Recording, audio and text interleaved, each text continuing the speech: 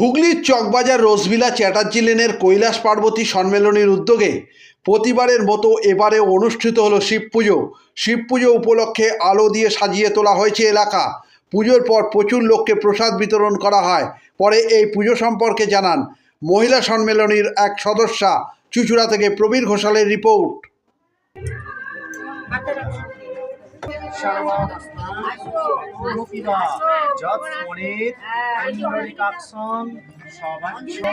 মাধব মাধব বাচি মাধব মাধব ঋণে সরন্তি সাধব সর্বে ধরম বিষ্ণুৎ দ্বিভুজনাং বিদবাসসং পরমমহে পরম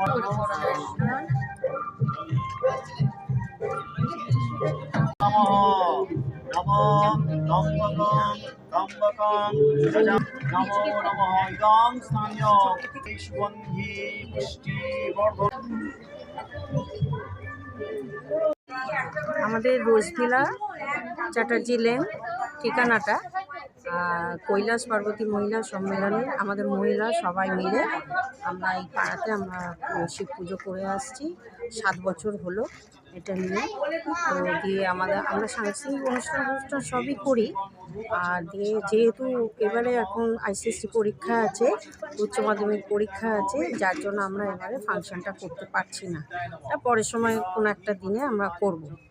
সবাই আমরা মহিলারা একত্রিত হয়ে এই পুজোটা আমরা করি।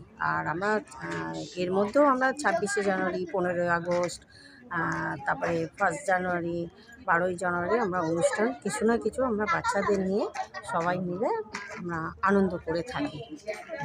আর ভোগেরও আয়োজন করা হয়েছে। আমাদেরকে ভোগ দেবো, নিবেদন করব। এখন জল ঢালা হচ্ছে। মোটামুটি আমরা এই পাড়াটা আমরা সবাই একত্রিত হয়ে এই মহাদেবের পুজোটা আমরা করি। তোমার নামটা? সহেলি দে, রোজভিলা চ্যাটার্জি।